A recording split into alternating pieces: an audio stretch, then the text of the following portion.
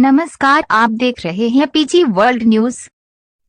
प्रयागराज में 90 स्कूलों के बच्चों ने दिखाई प्रतिभा।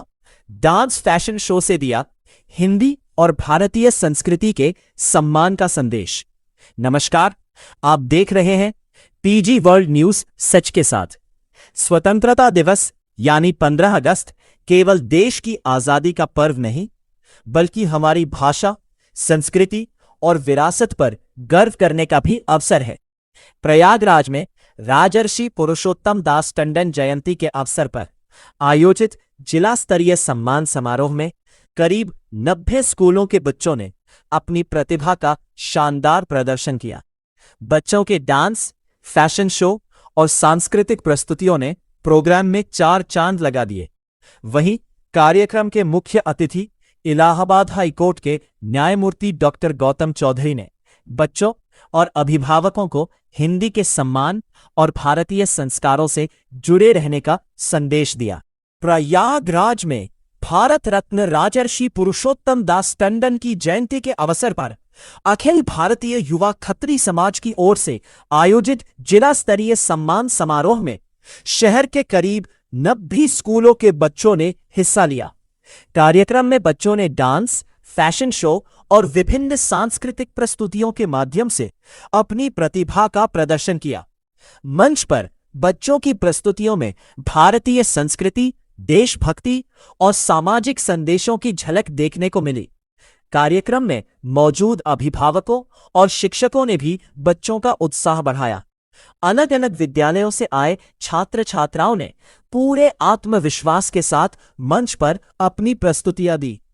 कार्यक्रम के मुख्य अतिथि इलाहाबाद हाई कोर्ट के न्यायमूर्ति डॉक्टर गौतम चौधरी ने अपने संबोधन में हिंदी भाषा और भारतीय संस्कृति के महत्व पर जोर दिया।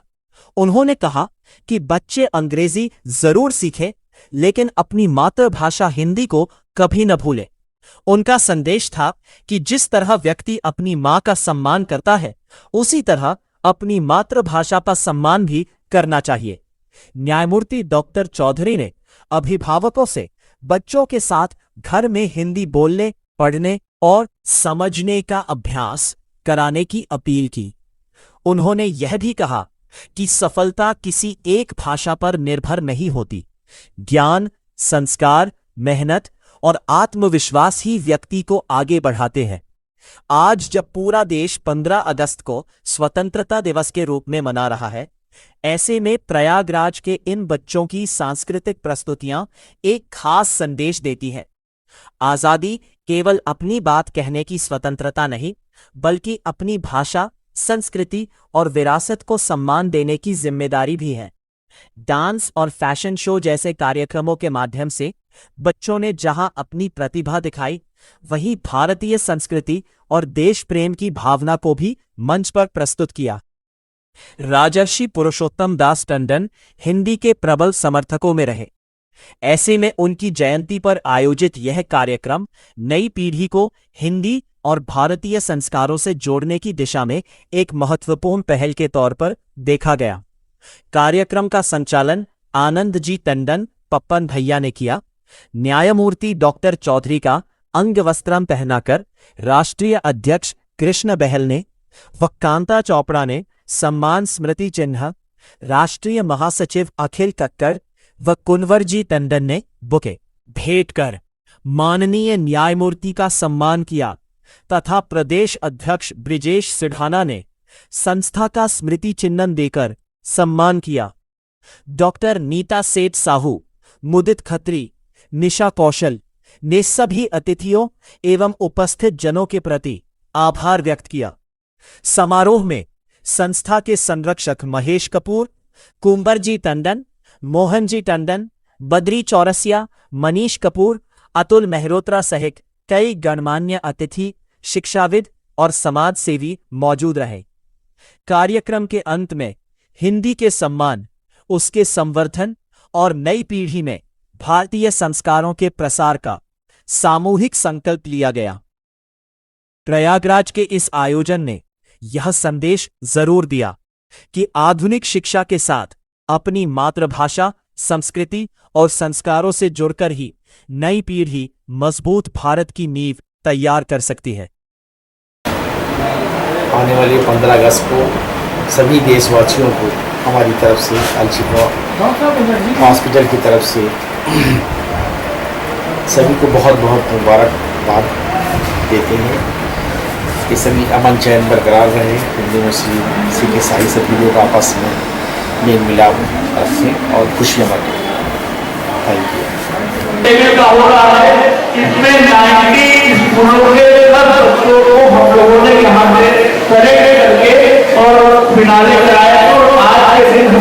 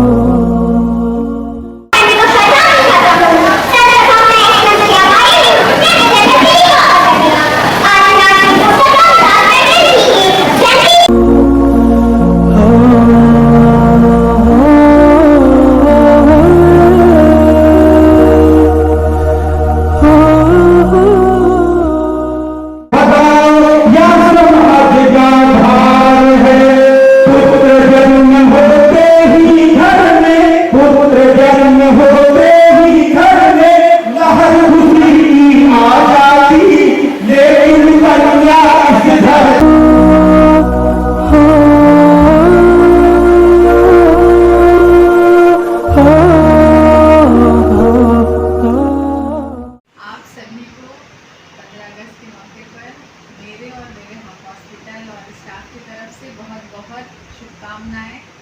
सारा डायरेक्टर अमन नर्सिंग होम 60 फुट रोड करैली प्रयागराज।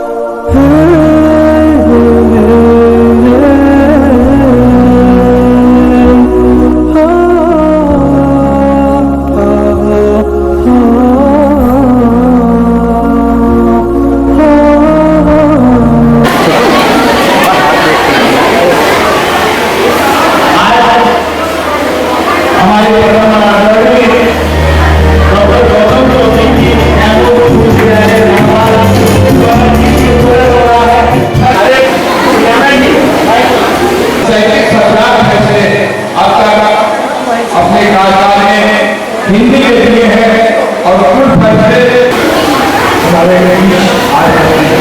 और सबसे बड़ी बात यह है कि पुरुषोत्तम दास टंडन जी के जो अगर सुनना चाहते हैं तो नहीं तो मैं धन्यवाद करके जाता हूँ। मेरी कोई आवश्यकता नहीं है कि मैं आपसे बात करूँ इधर करने की, मुझे सुनने की आप तैयार होंगे, मुझे कहने की कोई आवश्यकता नहीं।